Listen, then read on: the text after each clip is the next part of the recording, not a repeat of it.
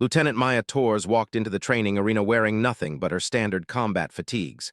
The fabric was simple, thin, and offered no protection beyond keeping her modest.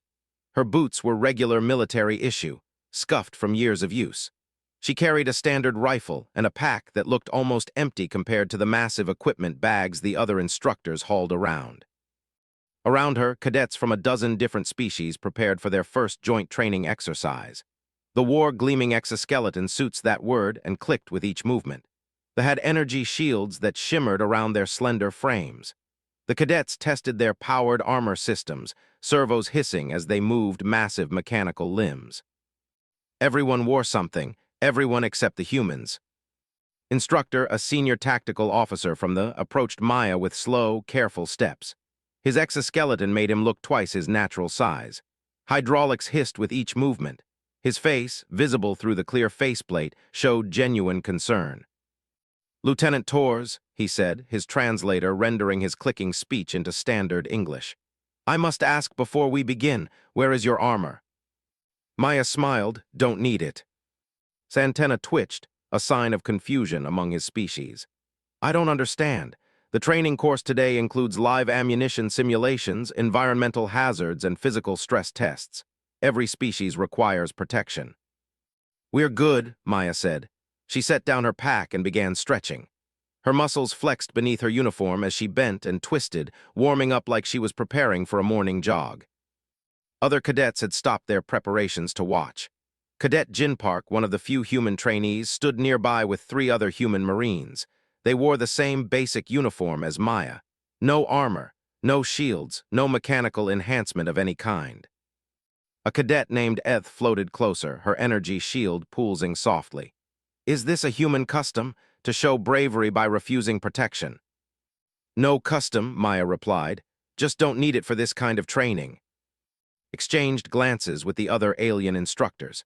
They had all read the files on humans. They knew Earth had been classified as a Class 12, one of the harshest planets to produce sentient life. They knew humans came from a high-gravity environment with dangerous predators and extreme weather. But reading files and seeing humans in person were 2 different things. Humans looked soft. They had no natural armor plating like the, no energy manipulation abilities like the, no dense mineral bones like the. They were just flesh and bone and muscle, wrapped in skin that seemed far too thin to protect anything vital. "Lieutenant," said carefully, "I must insist. Alliance safety protocols require all participants to wear appropriate protective gear. If you have not been issued armor, I can arrange for—" "Instructor," Maya interrupted, still smiling. "I appreciate the concern, really, but humans don't use armor for basic training. We'll be fine." "Basic training?" A cadet's voice boomed through his suit's speakers. "This course was designed to challenge advanced combat units. The gravity will be increased to 1.4 standard. The temperature will fluctuate between freezing and extreme heat.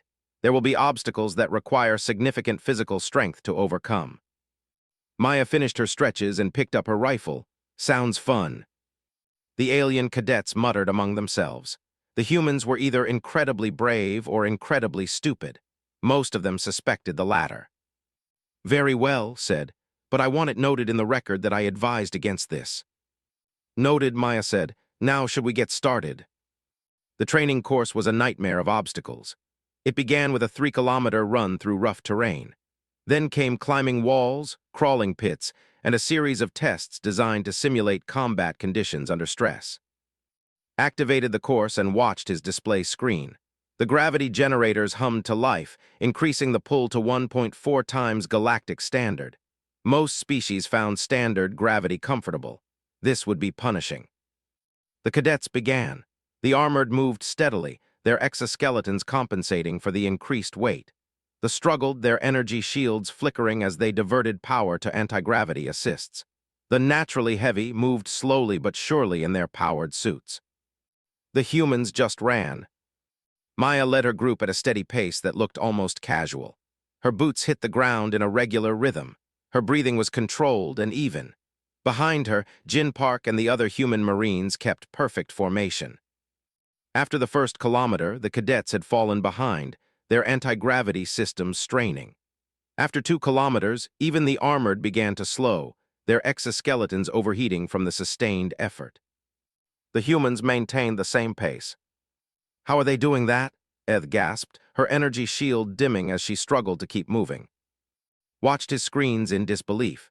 The human vital signs showed elevated heart rates and increased oxygen consumption, but nothing approaching distress. They were working hard, certainly, but well within their limits.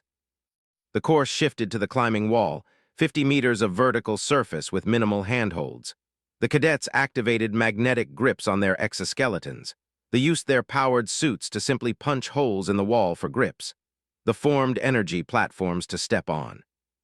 Maya looked up at the wall, judged the distance, and started climbing. Her fingers found holds that looked impossibly small. Her arms pulled her body weight plus her equipment up the wall without apparent strain. She moved with a fluid grace that made the climb look easy. It was not easy, knew this because he had designed the wall himself. The holds were spaced to require maximum reach and strength. The angle was calculated to exhaust even enhanced soldiers. Maya reached the top in 4 minutes. Jin Park finished 30 seconds later. The other human Marines followed close behind. The fastest cadet, using a military-grade exoskeleton, took 6 minutes. By the time all the cadets completed the course, a pattern had emerged. The humans, wearing no armor and carrying minimal equipment, had outperformed every other species in almost every test. They were faster on the run, stronger on the climbs, more agile in the obstacle sections. The only test where they didn't dominate was pure lifting strength, where the powered armor could move objects that would crush an unassisted human. But even there, the humans lifted far more than their size suggested possible. Gathered the exhausted cadets at the end of the course. His own exoskeleton's power cells were at 40%. The human Marines looked tired but ready to continue. "I don't understand," he said, looking directly at Maya. "Your species has no natural armor, no energy shields, no mechanical enhancement, yet you outperformed cadets in the most advanced protective systems the Alliance can provide. How?" Maya wiped sweat from her forehead and smiled. It was the same smile she had given him at the start, but now saw something different in it. Not arrogance, not recklessness. Confidence born from absolute knowledge of her own capabilities. "Tell you what," Maya said. "Tomorrow I'll give you a proper demonstration. I'll explain exactly why humans don't need armor. Not for this kind of work, anyway." She looked around at the assembled cadets, all of them watching her with new expressions. The humans weren't soft. They weren't fragile. They were something else entirely, something that didn't fit the normal rules. "For now," Maya continued, "just understand one thing. Every species in the Alliance evolved to survive on their worlds. You all developed technology to overcome your biological limits. But humans," she flexed her arm, muscles standing out clearly beneath her skin. "We come from a world that didn't give us a choice. We got strong or we died. Simple as that." Looked at her arm, at the dense muscle and thick bone beneath seemingly delicate skin, and for the first time he began to understand. Humans didn't need armor because they had already been forged by something far more demanding than any military training program. The next morning, the training arena had been transformed into something resembling a scientific laboratory. Medical scanners lined the walls. Measurement equipment sat ready on tables. Observation galleries above filled with curious officers and cadets from every species on Station Perseus. Maya Torres stood in the center of it all, still wearing her simple uniform. Beside her stood Commander Lisa Hayes, the human liaison officer, and Dr. N, a xenobiology specialist who had spent the last 3 months studying human physiology with fascinated horror. Entered with his fellow instructors. His exoskeleton had been polished overnight, but he found himself looking at it differently now. What he had always considered essential equipment suddenly felt like an admission of weakness. "Thank you all for coming," Maya said, her voice carrying easily across the arena. Humans had loud voices. Another adaptation was beginning to appreciate. "Yesterday, instructor asked why humans don't wear armor. Today, I'm going to answer that question properly." She gestured to a large display screen that flickered to life behind her. It showed an image of Earth, blue and white and green, spinning slowly in space. "This is Maya said. "To most species in the Alliance it looks beautiful, peaceful even, but Earth is classified as a Class 12. There are only 8 known planets in that category that have produced sentient life. Want to know why?" Dr. N's translator spoke before anyone else could respond. "The gravity is 1.4 times galactic standard. The oxygen content in the atmosphere is dangerously high. The temperature variations are extreme.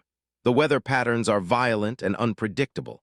The planet has more active predator species than any other known world. Should I continue? Maya nodded. Every single day on Earth is a survival challenge. Our bodies didn't develop in some gentle environment. We were built by constant pressure, constant danger, and constant need to adapt or die. She walked to a weight bench that had been set up in the arena. A barbell rested on it, loaded with plates that made several alien observers shift uncomfortably. The weight would require a full exoskeleton to lift safely. Maya lay down on the bench, positioned her hands on the bar, and lifted it smoothly. She lowered it to her chest and pressed it back up. Once, twice, 10 times, 20 times, she wasn't even straining. Human muscle density is 3 times higher than baseline, Doctor explained, reading from his scanner. 4 times higher than the fibers are different at a cellular level, tightly packed, incredibly efficient. This allows for extreme strength relative to body size. Maya set the weight down and stood up. She didn't look tired. Next test. A treadmill had been set up nearby. Maya stepped onto it and began running. The speed increased steadily. 5 minutes passed, 10 minutes, 15. The armored cadets watching from the galleries began to shift uncomfortably in their seats. Running that long would drain their power cells significantly. Maya kept running. Her breathing was elevated but controlled. Sweat dampened her uniform, but she showed no signs of slowing. Human cardiovascular systems are remarkably efficient, Doctor said. The heart is a dense muscle that can maintain high output for extended periods. The lungs process oxygen at rates that would be toxic to most species. Blood carries oxygen more efficiently than any other known biology. Humans can maintain physical exertion for hours without rest. 20 minutes, 25, 30 minutes of continuous running at a pace that would be a sprint for most species. Finally, Maya slowed the treadmill and stepped off. She was breathing hard now, but she was smiling. Endurance is a human specialty. On Earth, our ancestors hunted by chasing prey until it collapsed from exhaustion. We're built to just keep going. Looked at his own exoskeleton's power display. 30 minutes of running would have drained it to critical levels. The human had used nothing but her own body. No power cells, no external energy source, just biological efficiency refined over millions of years. Temperature next, Maya said. The arena's environmental controls activated. The temperature began to drop rapidly. Most of the observers activated their environmental suits. The temperature reached freezing, then dropped below. Maya stood in her thin uniform, arms crossed, waiting. Ice began to form on the metal equipment around her. Her breath misted in the frigid air, but she didn't shiver, didn't activate any heating system, didn't move to put on additional layers. Humans evolved to survive in climates ranging from Arctic cold to desert heat, Commander Hayes explained. Our bodies regulate temperature internally. We can function in conditions that would kill most alliance species without any protection at all. The temperature climbed rapidly, past comfortable, past warm, into ranges that made the watching aliens grateful for their climate control systems. Maya stood in the heat, sweating freely now but otherwise unbothered. We cool ourselves through perspiration, Maya said, wiping her forehead. It's not pretty, but it works. Humans can function in heat that would cook other species. Doctor gestured to his display screens.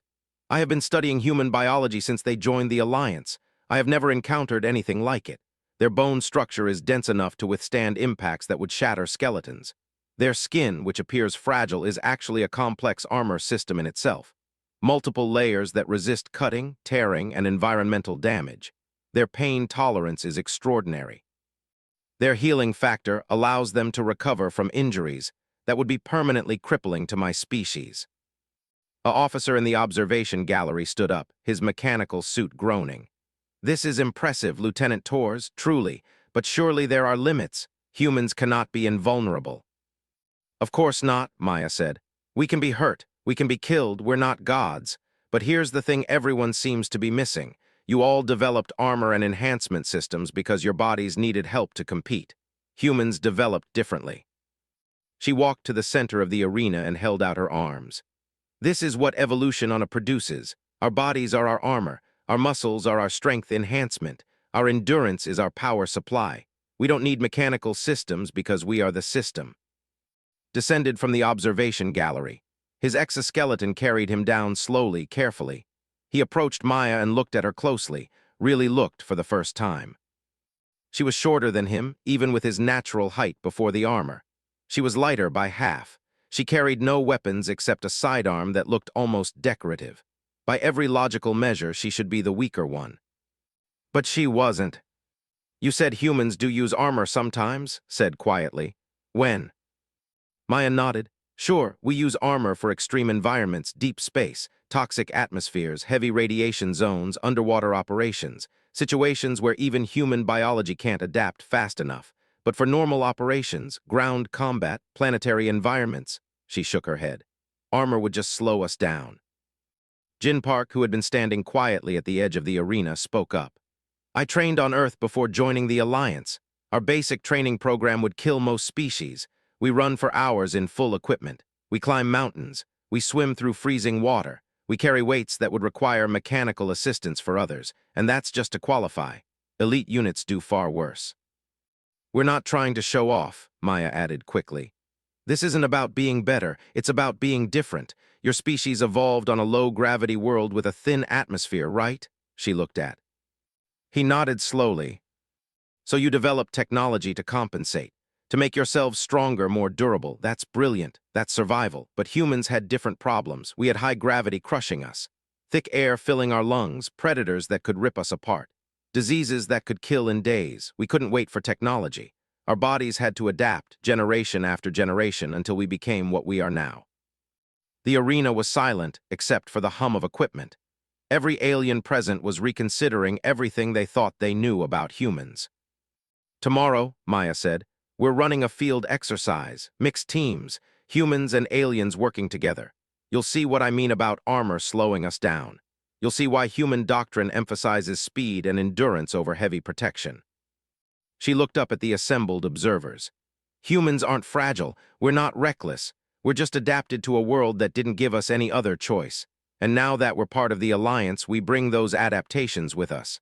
Not to replace your methods, but to add to them." Felt something shift in his understanding. He had been worried about humans being vulnerable. But the simulation planet was Ground 7, a carefully designed environment that mimicked the worst combat conditions the Alliance had ever encountered. Rocky terrain stretched for kilometers in every direction. Deep canyons cut through the landscape. The temperature swung from freezing at night to scorching during the day. The gravity sat at 1.5 times galactic standard, enough to exhaust any soldier quickly. Perfect for testing the limits of military units. Maya Torres stood with her team of 4 human marines at the designated start point. Checked her rifle for the 3rd time, a nervous habit she had never broken. Stretched his shoulders, loosening muscles that would be pushed hard in the next few hours.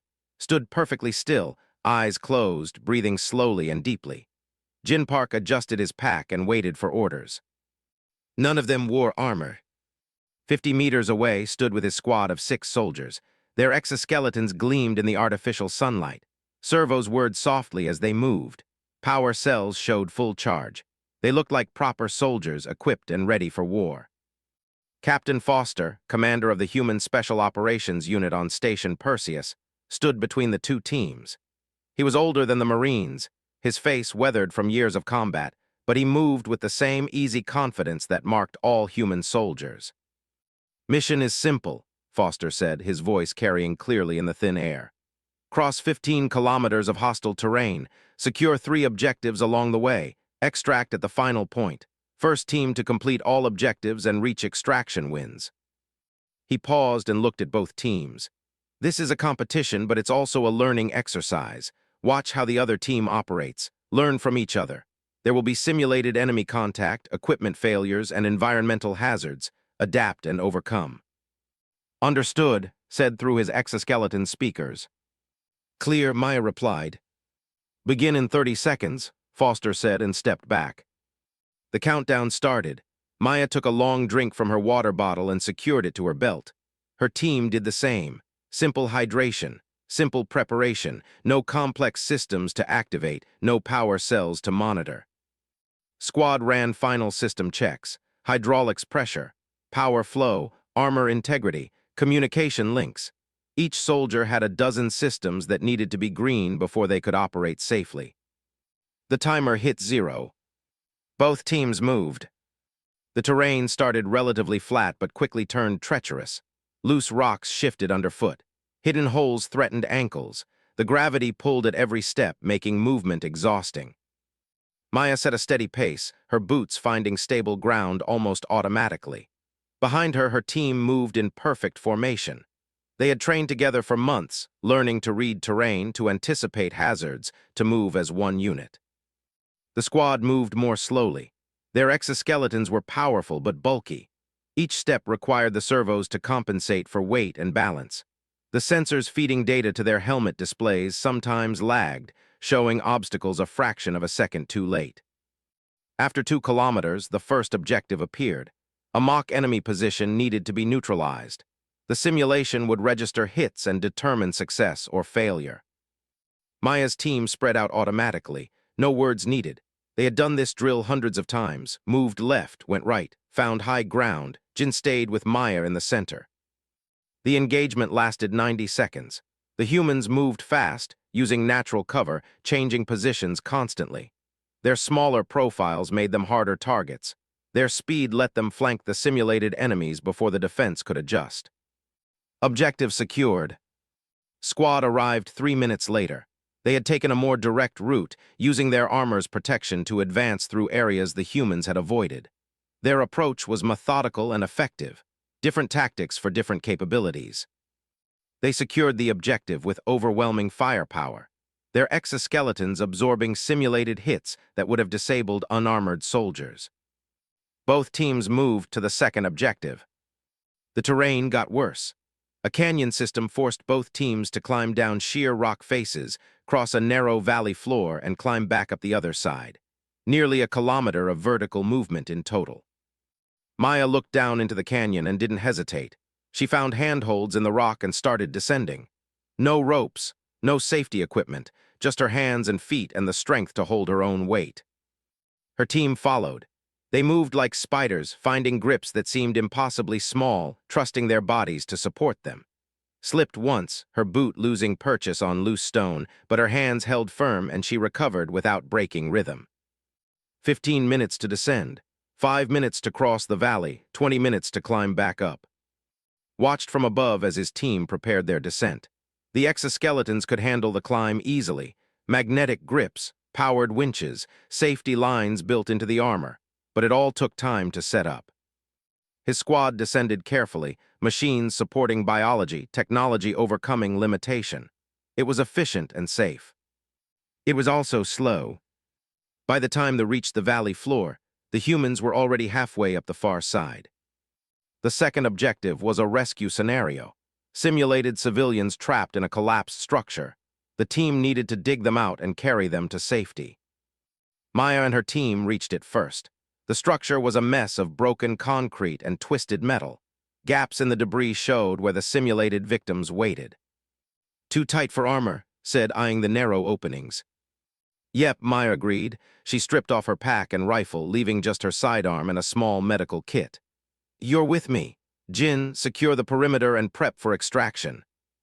The 3 women squeezed into the narrow gaps in the debris. The spaces were barely wide enough for human shoulders. An exoskeleton would never fit. Inside the collapsed structure, Maya found the first simulated victim, a sensor bundle designed to register successful rescue. She grabbed it and started backing out, pulling the dead weight behind her. The edges of the broken concrete scraped her arms. The confined space pressed in from all sides. Humans were flexible. Their skeletons could compress slightly, shoulders rotating to fit through tight spaces. Another adaptation from ancestors who had climbed trees and squeezed into caves to escape predators.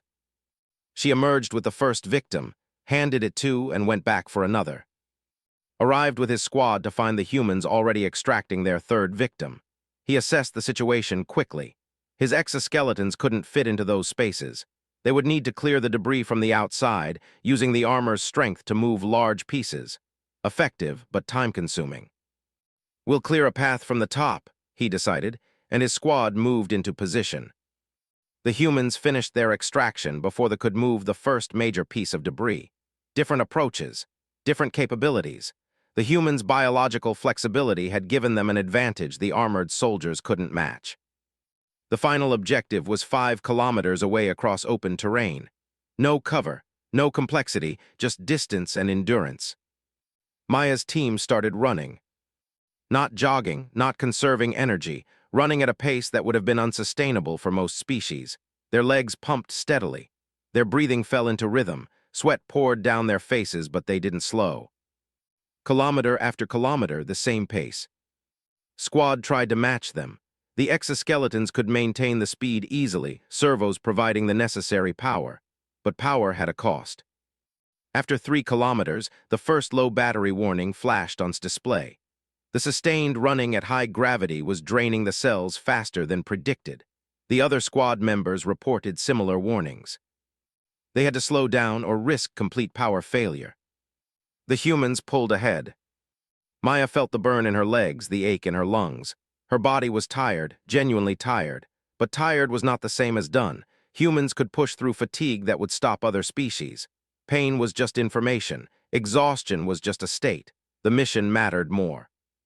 Her team reached the final objective 6 minutes before the squad. They secured the area, completed the scenario requirements, and stood ready for extraction. When squad finally arrived, their exoskeletons were running on reserve power. The displays showed 15% charge remaining, barely enough to make it back to base. The humans stood there, sweat-soaked and breathing hard, but still ready to keep fighting if needed. Foster appeared in a transport shuttle, descending from the sky to collect both teams. As the ramp lowered, he grinned at the assembled soldiers. "Well done, both teams," he said. "Maya's squad completed the course in 2 hours and 37 minutes. Squad finished at 2 hours and 43 minutes. Excellent time for both." Looked at the human team. They had outpaced his armored soldiers. They had solved problems his technology couldn't handle. They had endured conditions that had drained his power cells to critical levels. And they had done it all with nothing but their bodies, their training, and their unbreakable will. "I understand now," said quietly to Maya as they boarded the shuttle. "The armor would slow you down. Your bodies are efficient in ways our technology cannot match. You are fast where we are strong, flexible where we are rigid, enduring where we are limited by power supply." Maya nodded, too tired for much conversation, but pleased he finally understood. "Different tools for different jobs. Your armor is incredible for heavy assault, prolonged siege operations, extreme environment combat. But for rapid deployment, long-range patrol, and situations requiring flexibility," she gestured to her exhausted but victorious team. "Sometimes biology beats technology." Looked down at his exoskeleton, at the warnings still flashing on his display. "Perhaps," he said slowly, "the Alliance needs to rethink its standard combat doctrine. If humans can do this without armor, perhaps we should learn to fight alongside you rather than insisting you fight like us." "Now you're getting it," Maya said with a tired smile. The shuttle lifted off, carrying both teams back to Station Perseus. Through the windows, the harsh landscape the debriefing session had just concluded when the emergency alarms started screaming throughout Station Perseus. Red lights flashed in every corridor. The calm routine of the training station shattered instantly. Maya Torres was still in her combat fatigues from the field exercise, sweat barely dried on her skin. Around her, officers scrambled for their stations. Exoskeleton was already charging in its maintenance bay. His squad was scattered across the station, many of them still getting out of their armor after the training mission. Admiral's voice cut through the chaos on all channels. "All personnel, this is not a drill. Colony World Haven's Edge is under attack by pirate raiders. Local defense forces are overwhelmed. All available rapid response units deploy immediately. Civilian evacuation is in progress but under fire. Move now." Maya's command pad lit up with deployment orders. Her entire platoon. Immediate launch, no time for full equipment. She was running before the orders finished displaying. The human barracks erupted with activity. Marines grabbed rifles from racks, ammunition, medical kits, basic combat loads, no time for anything fancy. Jin Park nearly collided with as they both reached for the same supply locker, was already at the armory distributing weapons with practiced efficiency. 2 minutes to launch," someone shouted. Maya did a mental count of her platoon. 40 Marines, all of them on station, all of them ready. The humans were always ready. She reached the shuttle bay to find Captain Rachel standing by the loading ramp of the destroyer USS Defiance. The captain looked grim. "How bad?" Maya asked. "Bad," replied. 3 pirate frigates hitting a civilian colony. Haven's Edge has minimal defense. They're mostly farmers and miners. Local militia is trying, but we're the closest response force." "What about the other Alliance units on station?" His expression darkened. "Still getting ready. Armor systems need time to prep. Exoskeletons need to be fitted and powered up. We'll be at least 30 minutes ahead of them." Maya felt cold anger settle in her gut. 30 minutes. In a combat situation, 30 minutes could mean thousands of dead civilians. "My platoon is ready now," she said. "I know," said. "That's why you're going first." The human Marines poured into the shuttle bay, moving with urgent precision. No exoskeletons to calibrate, no armor systems to activate, just soldiers with weapons and the training to use them. They loaded into the transport pods in under 2 minutes. Maya, strapped in beside her squad leaders, was already reviewing tactical displays of Haven's Edge. The colony was built in a canyon system on a high-gravity world. The terrain was rough. The atmosphere was thin. Temperature extremes were common. It would be hell for most Alliance species. For humans, it was just another day. The Defiance launched from Station Perseus at maximum acceleration. The crushing force pressed Maya into her seat, but she had experienced worse during atmospheric entry training on Earth. Around her, the other Marines took the pressure without complaint. Watched from the station's command center as the human ship disappeared into the black. His exoskeleton was still charging. His squad was scattered. Even if they assembled immediately, it would take 20 minutes to prep their equipment and another 10 to reach Haven's Edge. The humans were already gone. Haven's Edge colony came into view on the tactical displays. The pirate ships were in low orbit, firing on the surface installations. Smoke rose from burning buildings. Emergency signals screamed across all channels. Captain's voice came through the system. "We're going in hot. Maya, your platoon will deploy directly into the colony center. Get those civilians to the emergency shelters. Hold the pirates back until reinforcements arrive. We'll provide orbital support, but most of our fire is blocked by the terrain." "Understood," Maya replied. The Defiance shook as it hit the atmosphere. The transport pods detached and dropped toward the surface like meteors. Inside her pod, Maya felt the familiar sensation of atmospheric entry. Heat, pressure, violent shaking as the pod fought friction and gravity. The pod's retro rockets fired. The descent slowed sharply. Then impact, hard but controlled, right in the middle of Haven's Edge Colony Center. The ramps dropped and the human Marines poured out. The gravity hit Maya like a physical blow. Haven's Edge was 1.6 times galactic standard, higher than Earth. The air was thin, barely enough oxygen for most species. The temperature was scorching, well over 40 degrees. Maya took a deep breath of the thin, hot air and started running. The colony was chaos. Buildings burned. Civilians ran in panic. Pirate ground forces, mostly mercenaries in light armor, were advancing through the streets. They were looting and destroying everything in their path.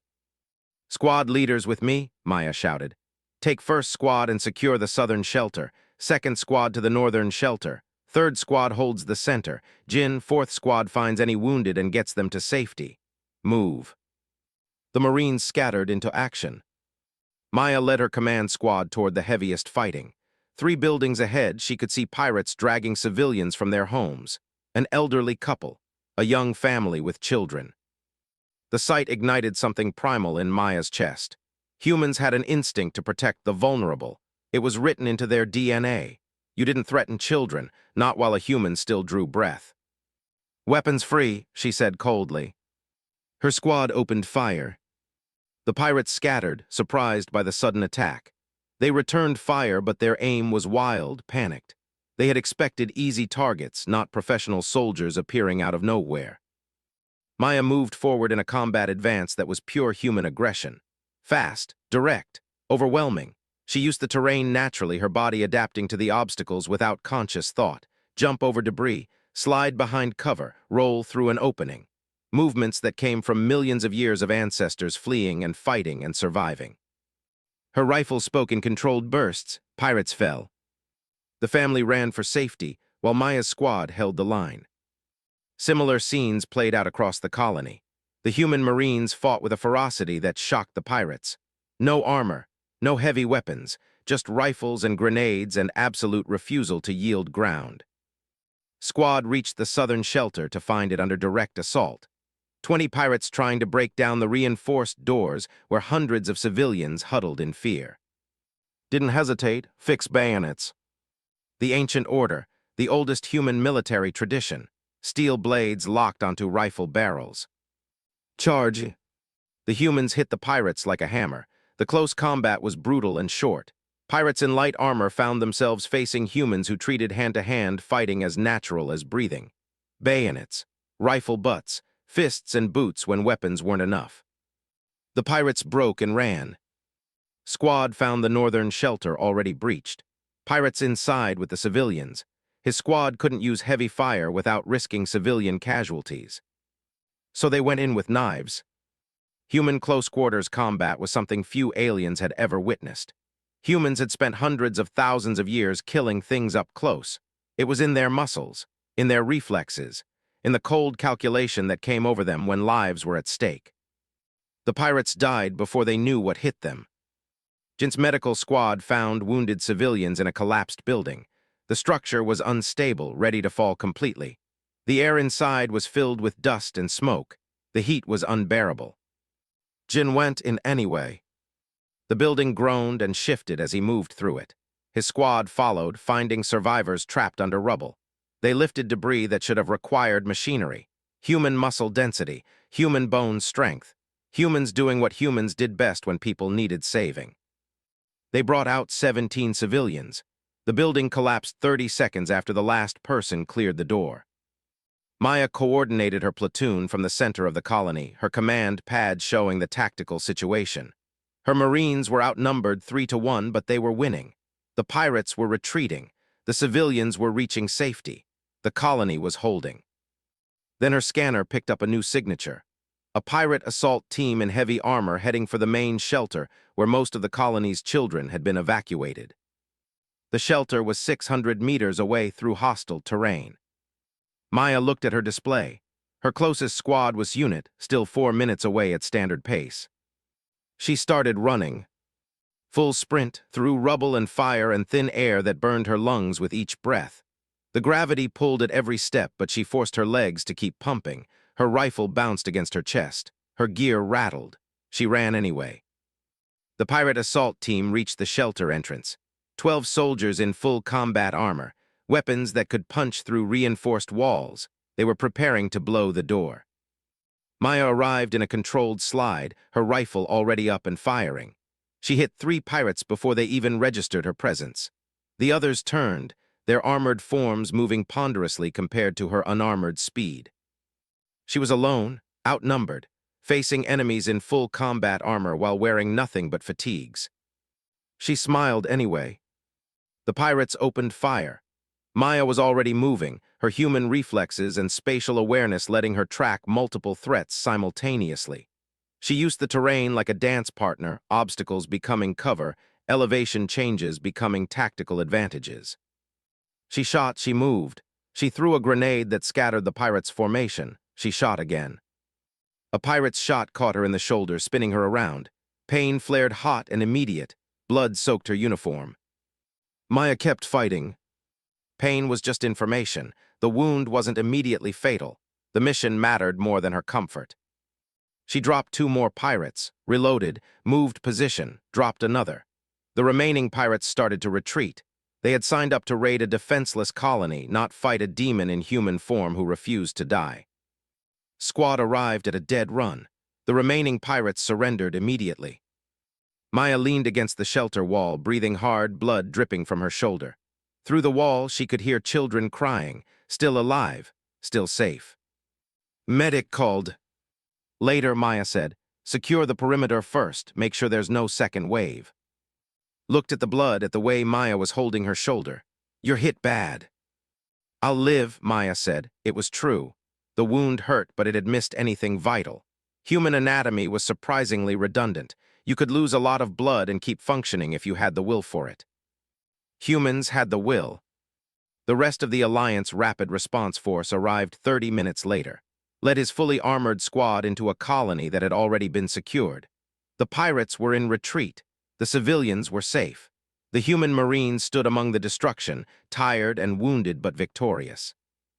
Found Maya receiving medical treatment for her shoulder wound. She had refused to be evacuated, staying until every civilian was accounted for and the colony was completely secure. "You deployed in under 2 minutes," said quietly. "We needed 30 minutes just to prepare our equipment." "Different priorities," Maya said, wincing as the medic sealed her wound. "You wanted to deploy safely. We needed to deploy now. You saved thousands of lives by arriving early." "That's the job." Looked at the human Marines scattered across the colony. None of them wore armor. Many of them were wounded. All of them had fought against superior numbers in hostile conditions. And they had won anyway. "Your shoulder," said. "That wound would have dropped any of my soldiers." Maya flexed the arm carefully, testing the sealed wound. "Hurts," she admitted, "but pain is temporary. Those kids are alive, that's what matters." The medical bay on Station Perseus was filled beyond capacity. Most of the beds held human Marines from the Haven's Edge operation. Burns, broken bones, gunshot wounds, every injury imaginable from the brutal fight to save the colony. Maya Torres sat on one of the beds, her wounded shoulder properly bandaged now. The doctors had wanted to keep her for observation, but she had refused. There was too much work to do, too many reports to file, too many Marines who needed their commander present. Found her in the bay's common area, reviewing after-action reports on her command pad. Her left arm was in a sling, but her right hand moved steadily across the screen, marking notes and corrections. "You should be resting," said. Maya looked up and smiled tiredly. "I will, later. Right now I need to make sure my people get proper recognition for what they did." Sat down across from her, his exoskeleton hissing softly as the servos adjusted. He had been thinking about the battle for days, playing the recordings over and over, analyzing every moment. The humans had deployed in 2 minutes. His squad had needed 30. The humans had fought in conditions that would have killed his people without armor. They had won through pure biological capability and tactical skill. "I have been doing research," said quietly. "About Earth, about human evolution." "Yeah," Maya set down her pad, giving him her full attention. "My prime has 0.6 galactic standard gravity. Our atmosphere is thin. Our star provides gentle warmth. The most dangerous predator on our world was barely larger than your house pets." He paused, his antenna twitching with what Maya had learned to recognize as embarrassment. "We are a weak species, Lieutenant Torres, biologically speaking. We developed intelligence and technology because our bodies could never compete physically." "That's not weakness," Maya said firmly. "That's adaptation. You survived and thrived using different tools." "But you understand now why I was so concerned about humans not wearing armor. To me, to all of us from gentle worlds, armor is not optional. It is the only thing that makes us capable of combat. Without our exoskeletons, we would be helpless." Maya nodded slowly. "I get it, and I'm sorry if I seemed dismissive of your concerns. You were worried about us because, from your perspective, we looked vulnerable." "You are not vulnerable," said. "That is what I have learned. You are perhaps the least vulnerable species I have ever encountered." A small group of people entered the medical bay. Commander Lisa Hayes led them, followed by several officers, a few scientists, and Dr. N. They all looked at Maya with expressions that ranged from curiosity to outright awe. "Lieutenant Torres," Hayes said formally, "Instructor has requested a final demonstration if you're willing and able." Maya glanced at her wounded shoulder. "What kind of demonstration?" "The most important kind," said. "I want my fellow officers to see what I saw, to understand what humans truly are." Maya stood up carefully, favoring her injured arm. "All right, what do you need?" They moved to the station's observation deck, a large space with windows looking out into the stars. Had set up a simple display showing various images and video footage. "This is Earth," he began, showing the blue planet rotating slowly. "Class 12, the gravity is crushing, the oxygen is toxic in high concentrations, the weather patterns are violent, the predators are numerous and deadly, the diseases can kill in hours. It is, by any reasonable measure, one of the most hostile environments ever to produce sentient life." The assembled officers watched the presentation with growing unease. Humans evolved in this environment for millions of years, continued. Their bodies adapted to survive constant danger. High gravity created dense bones and powerful muscles. Dangerous predators created reflexes and spatial awareness far beyond any other known species. Variable climates created temperature regulation systems that function across extreme ranges. Competition for resources created endurance that allows humans to function for days without rest. He switched to footage from the Haven's Edge battle. The watching officers gasped as they saw unarmored humans fighting in conditions that should have been impossible. I watched Lieutenant Torres run 600 meters in full combat gear through hostile fire and thin atmosphere. I watched her fight 12 armored pirates alone while wounded. I watched her refuse medical treatment until every civilian was safe. Turned to look directly at Maya. This is not exceptional for humans. This is standard. Maya felt uncomfortable being the center of attention, but she stayed quiet. Doctorin stepped forward, his translator converting his melodic speech. I have studied human biology extensively. I initially believed they were fragile because they appeared so similar to species from gentle worlds. I was wrong. He brought up detailed anatomical scans on the display. Human muscle tissue is 3 to 4 times denser than most alliance species. Their skeletal structure can withstand impacts that would shatter our bones. Their cardiovascular system is so efficient it seems impossible. Their healing factor allows recovery from injuries that would be permanently crippling to us. But there is something more important than physical capability, said. He brought up new footage from the battle. This showed Maya's squad rescuing civilians from the collapsed building. Jin carrying children to safety. Squad protecting the shelter. Humans have something we cannot measure or replicate. When they see others in danger, especially children or the innocent, they become something else. They ignore pain. They ignore fear. They ignore their own safety completely. His voice carried a note of wonder. They run toward danger when every logical calculation says to run away. One of the officers, a grizzled veteran named, spoke up. Are you saying humans are fearless? No, Maya answered before could. We feel fear just like everyone else. Fear keeps you alive, but we also feel something stronger than fear. Call it duty, call it compassion, call it whatever you want. When people need help, the fear doesn't matter as much as the need. She walked to the window and looked out at the stars. On Earth, our ancestors survived by cooperating, by protecting each other, by refusing to abandon our young or our wounded. Species that left their vulnerable behind died out. We're descended from the ones who stayed and fought even when it was dangerous, even when it was stupid, even when the smart thing would have been to run. That is why you don't wear armor, said. Not because you don't need protection. You simply refuse to let anything slow you down when others need help. Maya nodded. Armor is great for some situations, heavy assault, siege warfare, extreme environments, but for rapid response, for getting to people who need help right now, armor would cost time we don't have. She turned back to face the assembled officers. I want to be clear about something. This isn't about humans being better. It's about humans being different. Your species developed technology to overcome biological limitations. That's brilliant. That's survival. But humans had different limitations. We couldn't out-tech our problems fast enough, so our bodies adapted instead. Pulled up a final image. It showed a human child, no more than 5 years old, who had been rescued from Haven's Edge. The girl was smiling, holding a stuffed toy, completely unaware of how close she had come to death. This child is alive because humans deployed in 2 minutes instead of 30, said quietly. She is alive because Lieutenant Torres ran 600 meters through hostile fire. She is alive because human biology allows them to do things that should be impossible. The room was silent. I have submitted a proposal to Alliance Command, continued. I am requesting new tactical doctrine for human forces. They should not be required to follow standard Alliance procedures regarding armor and equipment. They should be deployed as rapid response units, using their biological advantages to reach crisis situations before heavier forces can be mobilized. Agreed, Hayes said. The humans have proven their methods work. We should support them, not change them. Maya felt something warm spread through her chest.